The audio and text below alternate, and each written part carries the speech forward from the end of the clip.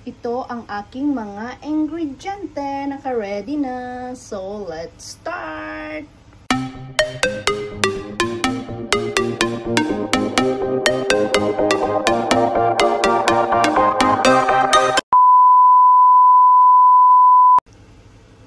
Hello everyone! So, for today's video, gagawa ko ng chicken sambusa and cheese. Pero sa ngayon, gagawin ko muna is igigisa ko muna yung chicken na ihahalo ko dito sa sambusa. So, ito yung aking ingredients. Ito yung shredded chicken. Nilaga ko na siya. Tapos, shred ko na siya. And then, syempre, garlic, onion, coriander, potato, and carrots. So, ayan lang siya. So, ayan. I will start now.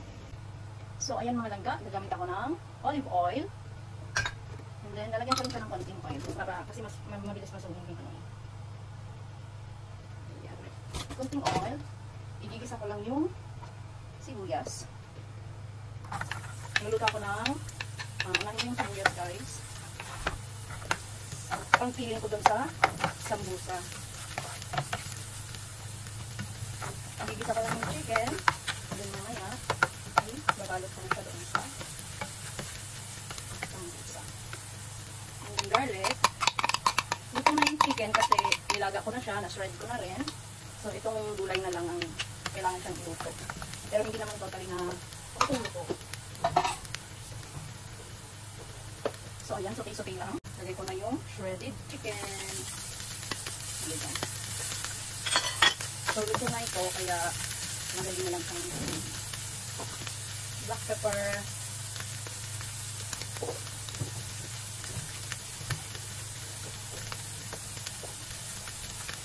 And nagano ko lang kalahating chicken cube para siyempre malasa yung ating chicken.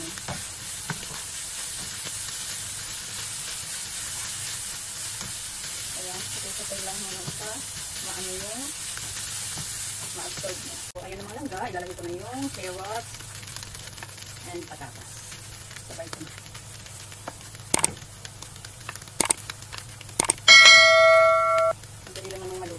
Try ko na. O, diba?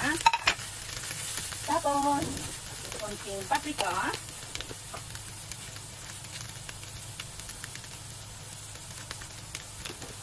And konting turmeric powder.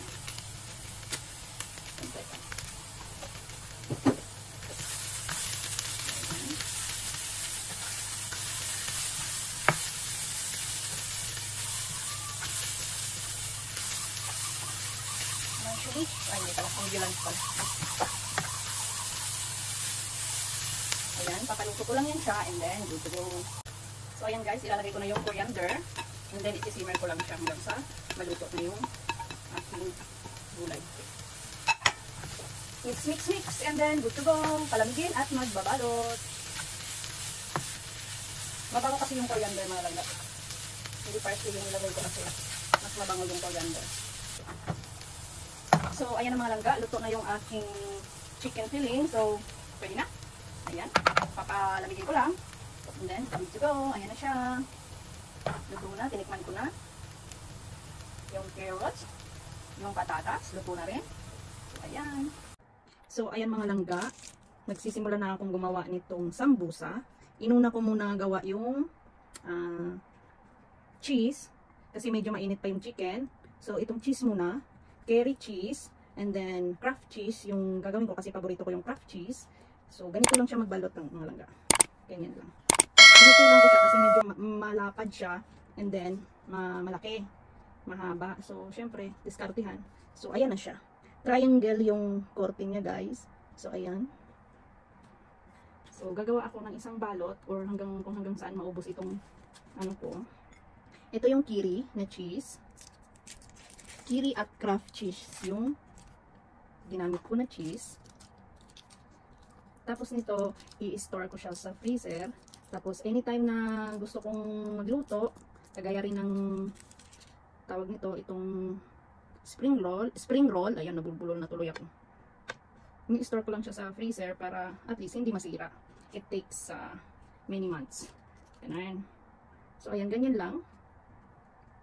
Triangle yung pagkaano. pagbalot. So dapat wala siyang ano dito sa gilid kasi lalabas yung cheese dyan. Especially na kung yung craft cheese yung gagamitin. Kasi mag-melt siya, so lalabas siya. So ayan. Pwede naman ang hindi lagyan, pero ako lalagyan ko siya para. So ayan mga langga, chicken na naman yung gagawin ko. Medyo magulo, medyo magalaw kasi babawasan ko yung sambusa leaves kasi sobrang lapad niya. So ayan na siya. So ayan, yung chicken na naman yung ibabalot ko. Okay lang kamayin kasi ako lang din naman ang kakain. O diba? So ayan mga langga. Pero syempre, tinikpan ko rin yung chicken ano ko, feeling dito. So dapat syempre malasa din yung chicken na ilalagay, diba?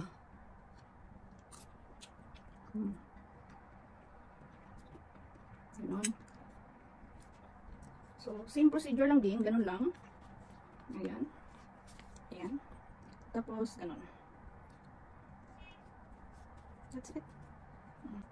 So, ganun lang siya mga langga. Yun lang. So, ayan.